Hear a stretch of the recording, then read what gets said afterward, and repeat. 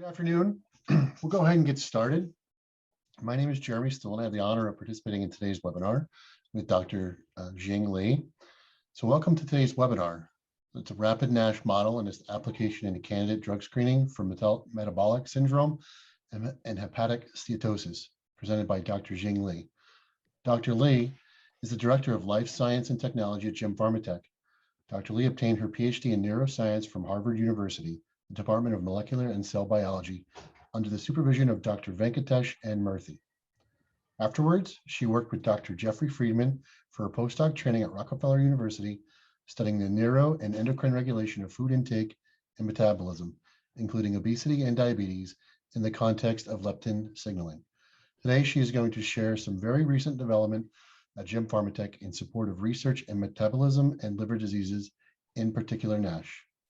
Dr. Li, the floor is yours. Thanks, Jeremy. Hi, everyone. I hope you can hear me clearly, and very happy to talk with you and share some data with you. I'm gonna go straight to my screen share. All right, we'll get started.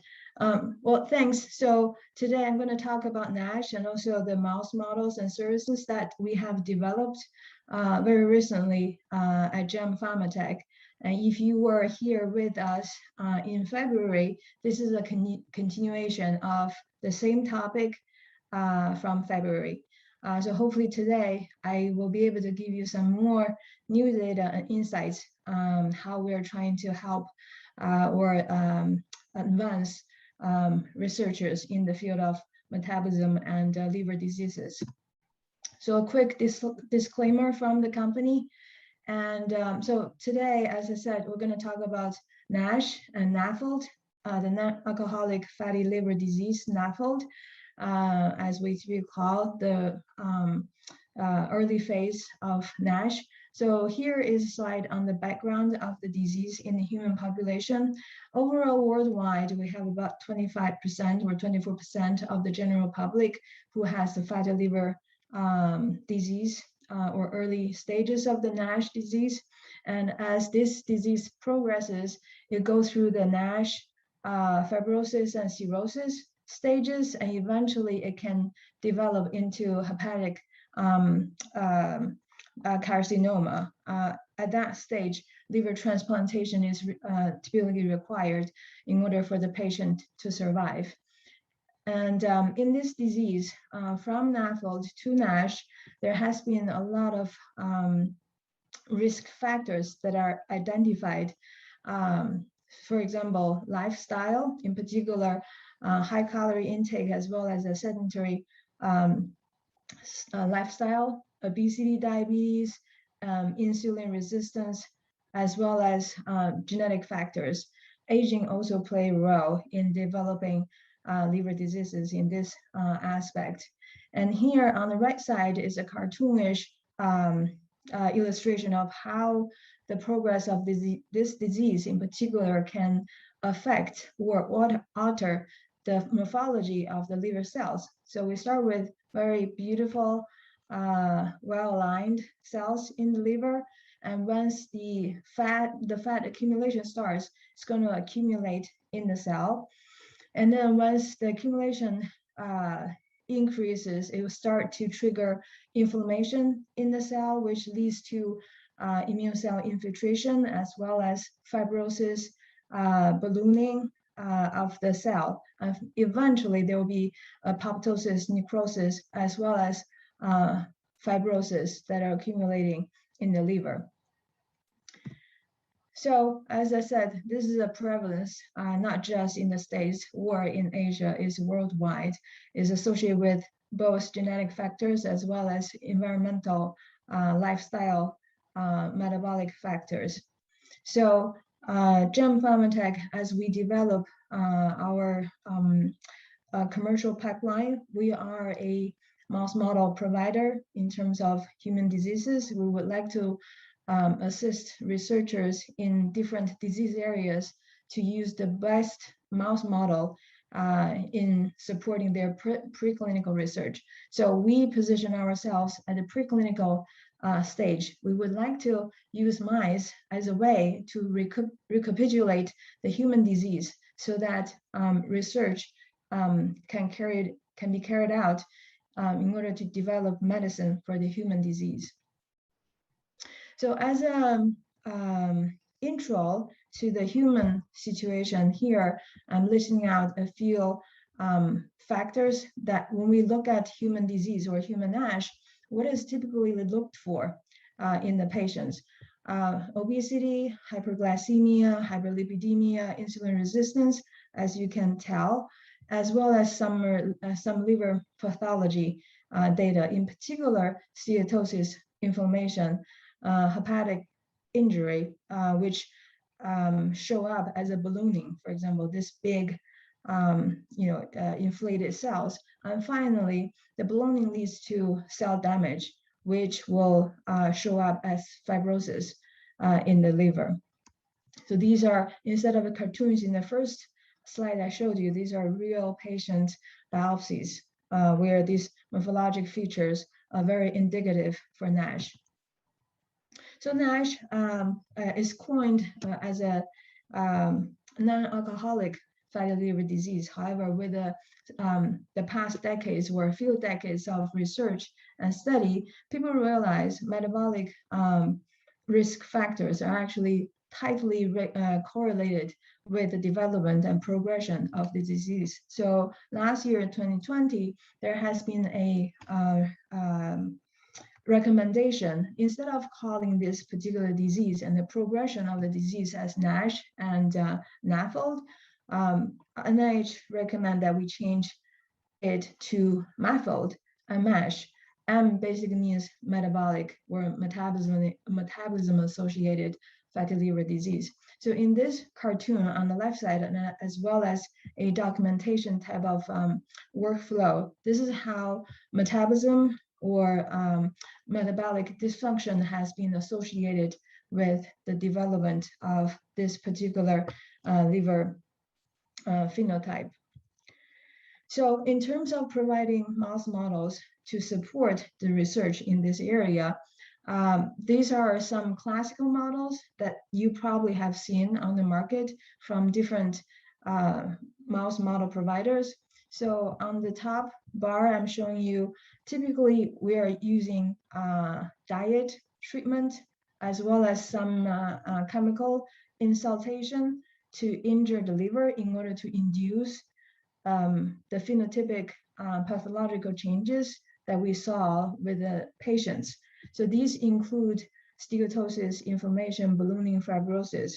At the same time, given the knowledge that metabolism or metabolic dysfunction has been playing a key role in the onset and development of this disease, we are also looking into, the phenotype of obesity, glycemia, hyperinsulinemia, or lipid dysfunction in the models that we develop. So among all the classical models I have listed here, what we can see is with some diet treatment and chemical insult, one of the issues is that they don't really have the metabolic dysfunction. And then the high-fat diet and Western diet treated animals, they do have the metabolic dysfunction, and they're showing mild or appropriate liver histopathology, but at the same time, the timeline of the model where the disease progression has been so long, it is not really suitable for today's drug development requirements. So as I highlight here, so what can we do to overcome this shortcomings? So what we thought about is we would like to combine genetic dysregulation with a metabolic treatment, which is the diet treatment. So for today's topic, what I want to introduce to you as a continuation from the February webinar is the ALMS1 mutant animal. So ALMS1 is a gene that is responsible for a particular human inheritable disease called the Alström syndrome. This syndrome is present in the human population. They do have quite some metabolic dysfunctions phenotypes, including obesity, diabetes, vision problems, sensory deficits, cardiovascular problems, reproduction defects, as well as renal dysfunction. The function of this particular gene, the AMS1, is not fully understood at the moment. However, it is found to be expressed highly in the villi of the intestinal cells. At the same time, it seemed to be playing a function at the centromere of the molecular machinery in the cell. So what is also known is among the human population which exhibits Alström syndrome, exon 8, 10, and 16 are actually hotspots where mutations has been observed among this particular patient population. So in our hands, we developed the B6-ALMS1 deletion mutant animal by using CRISPR-Cas9. We deleted 11 base pairs in the exon 8 of the mouse ALMS1 gene. And this created a frame shift mutation so that the mouse is actually having a loss of function phenotype due to this deletion in the mouse ALMS1 gene. So here is a summary. In the next few slides, I'm going to summarize the metabolic dysfunction that we have seen in this mouse when they are treated or when they are fed with control normal chow diet. So as we can see, the black are the black animals, the B6 animals. The red is the mutant animal with the 11 base pair deletion in exon 8. So they have accelerated body weight increase, which represents obesity. They have higher blood glucose as well as higher insulin. And in this one, we did glucose intolerance and insulin intolerance tests. They are intolerant in both cases. And they have dyslipidemia as shown by higher cholesterol, triglyceride, HDL, and LDL in their blood. At the same time, they have accumulation of fat in the liver, as shown in this panel, as well as increased total triglyceride in the liver. Their liver function is also impaired, as shown by the ALT and AST tests. Now, we challenge the animal with a Western diet. So Western diet is different from the high-fat diet in a sense. High-fat diet is only high in the fat content of the diet. Western diet is also is not only high in the fat, but also in glucose. So is a more similar to the so-called Western diet, and with a highly processed food as well. So treating the animal with a high-fat diet, which is shown by the blue bars or the blue color, as you can tell, as the animal grow older, treated with high-fat Western diet actually accelerates their obesity or their body weight gain. It also accelerates their accumulation of the triglyceride, cholesterol, LDL, HDL in the blood. Their ALT and AST level is similar to the mutant animal on the chow diet. At the same time, they do have a bigger liver, and their liver is having a lot more fat on average than just a mutation or than just a mutant by itself. In the next one, this is the most relevant for the disease onset and progression. So not only the animal need to have the metabolic dysfunction, but also the liver pathology or histopathology is a hallmark of the onset and progression from NAFLD to NASH. So here, the NAFLD or the NASH is scored by a standard scoring system, which is called the NAFLD activity score. It basically evaluates the liver histology or morphology by the content of steatosis, the amount of inflammation, and the amount of ballooning that can be observed from the tissue. So as you can tell from here, the B6 animal on the chow diet, the mutant animal on the chow diet, or the mutant animal on the Western diet.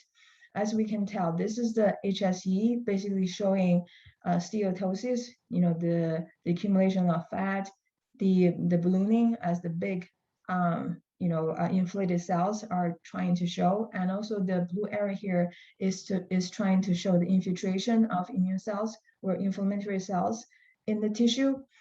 The red oil staining is basically showing one more time there's a lot more fat accumulation in the mutant animal eating the Western diet. And finally, the fibrosis is shown in the bottom panel. This mutant animal with the Western diet is having a lot more profound fibrosis, which is a hallmark of NAFLD developing into NASH.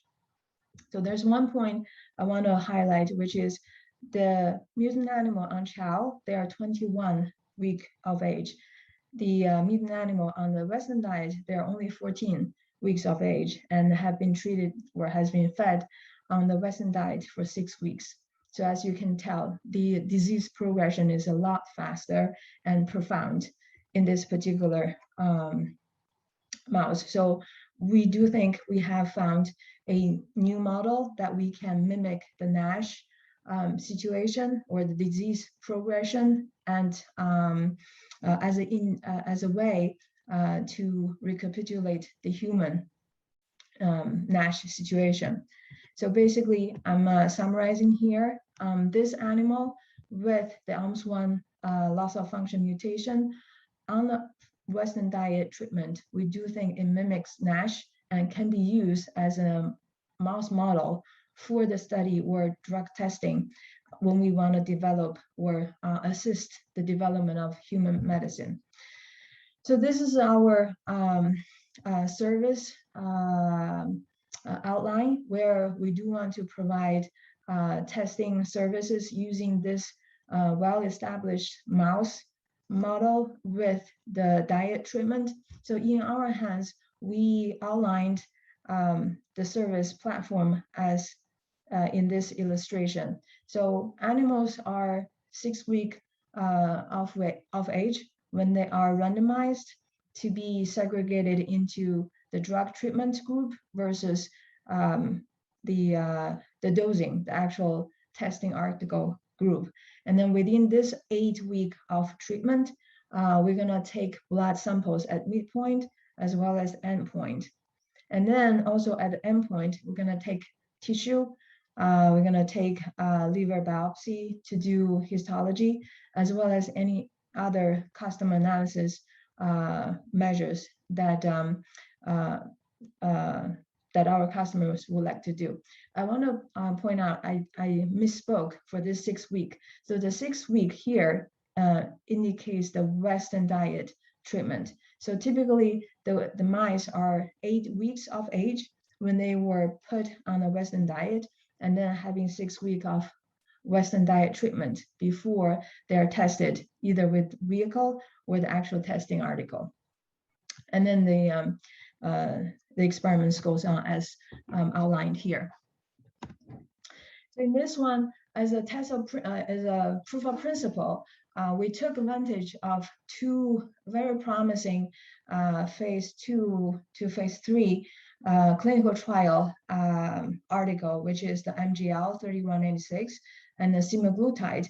So these 2 drugs were developed for 2 different indications. One is in the GLP-1 receptor inhibition. The other one is the tyrosine thyroid hormone receptor beta pathway. So they were meant to regulate thyroid pathway as well as the insulin resistant pathway. However, with new clinical trials, they have been showing promising data in the treatment of NASH. So we want to see whether the ALMS1 mutant animal fed on a Western diet, whether these animals can respond and report the clinical response profile as we have seen among the human population. So here, let me draw your attention to the different coloring. The black is the B6 animal. The red is the our NASH model, basically the mutant ALMS1 with the Western diet treatment. And then the blue and the gold or the brown color, they represent the NASH animal treated with the MGL 3196 or the semaglutide. As you know, the dosing arrangements are illustrated here. So as you see from these two graphs, when the animals are given these two drugs, they actually were able to respond by losing body weight or lowering the increase of their body weight.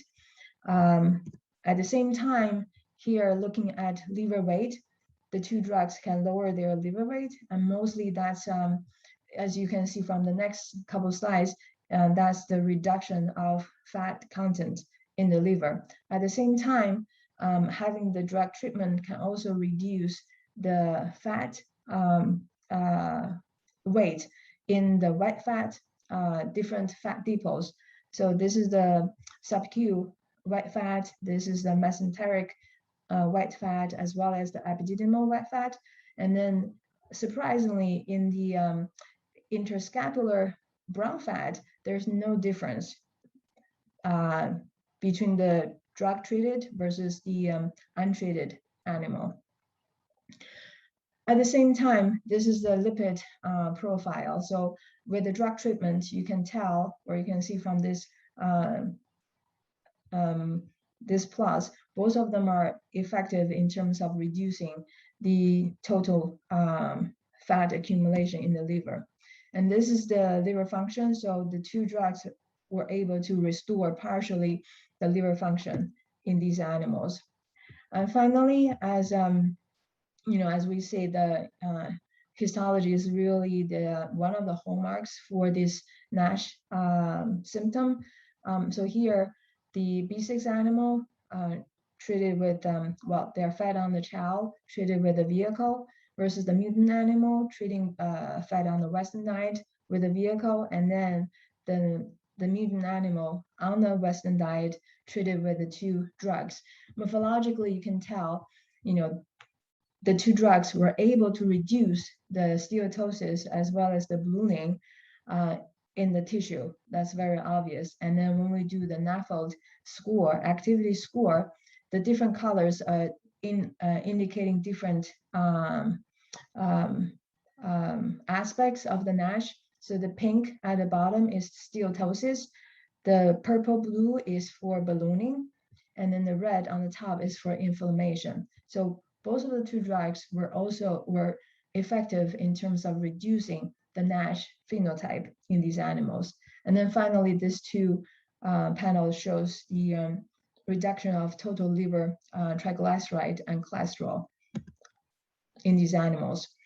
And then finally, another thing, fibrosis is really one of the irreversible phenotypes. Once the NASH has developed fibrosis in the liver, reverse the fibrosis is really one of the hardest things that we're trying to develop drugs against. So in these two cases, having these two drugs treating the NASH mice, we're seeing a slight reduction in the fibrosis, which is, as you can tell. So here, this 3 hotspots illustrates quite a bit of fibrosis going on and is alleviated to some extent, although not completely, by the two drugs in the mice. So in conclusion, I hope the data I've presented or shared with you today illustrates to you that the ALMS1 mutant animal, they do have metabolic dysfunction and they do develop fatty liver due to the genetic mutation. At the same time, a Western diet feeding regime will accelerate their metabolic dysfunction as well as prompt them to develop NASH or NAFLD until NASH in a very fast manner within 6 weeks. in our hands or in our standard treatment procedure. At the same time, though, this particular mouse model with the Western diet treatment, we think is a good model to mimic the human NASH disease stage, and is a promising new testing platform for new NASH therapeutics.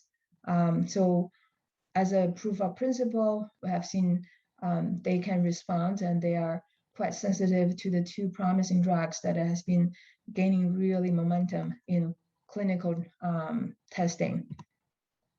So that concludes for the data on the NASH models or on the ALMS1 mutant animal with the Western diet as a NASH testing platform. I also want to give a shout out to this particular drug screening project. So at GEM Pharmatech, we're trying to develop a lot more humanized animals as well as mutant animals that can support drug screening for particular human diseases.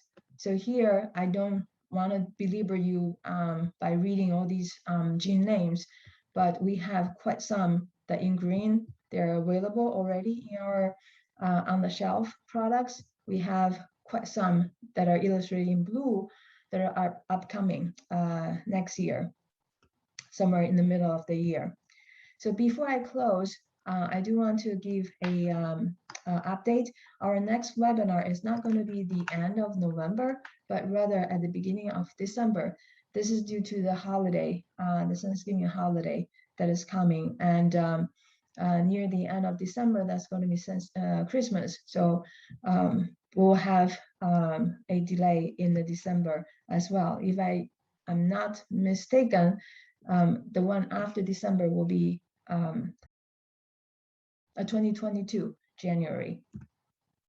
So I want to remind everybody, if you are interested in rare diseases, we do have a funding opportunity that we support 85% of the cost associated with the mouse model development or construction for a rare disease. If you have an idea, we are here to support you, and we would like to create a mouse model for you in your study. And at the same time, as you are aware, GEM Pharmatech is growing. So we are hiring new people in these four particular areas for our client manager, our R&D support scientists, as well as business development personnel. And we also are hiring for scientific content creator. And this is my last slide. Has our contact information, and feel free to browse our website, gempharmatech.us, to get more information about our company and products and services. And thanks a lot for your attention. And if you have questions, I'm happy to answer. Thank you, Dr. Lee, for such an informative presentation on NASH models. We do have one question so far. The question is, are these models available in the US? At the moment, the mice can be available in the US. However, the service associated with the mice are not available in the US. They are available from our parent company in China. I'm not seeing any additional questions at this time, but we can just give it a moment. If anyone wants to actually ask a question, go ahead and in the bottom of your screen, you can hit the Q&A button to ask anything you like. You know, actually, I have a question for our audience. How many of you are actually doing, NASH research or research on liver diseases? If you don't mind, you can share that with us in the chat box. I'm not seeing any comments. Oh, we do have one question that just popped up. Do you do testing for clients, or do you send out GEM mice? Well, as I said, at the moment, we provide, in the US, we can provide mice. We don't have the service capacity, but in our parent company, we provide mice and we do the service for clients in-house. I'm not seeing anything else popping up in the chat or the questions. Well, in that case, I think I'll just say thank you everybody for coming. And if you have questions later, you can always reach out to us. You know, or by visiting our website. All right, thank you. Again, thanks, Dr. Lee, and thanks to everyone for joining us today. And we look forward to seeing you in December. Bye. Bye-bye.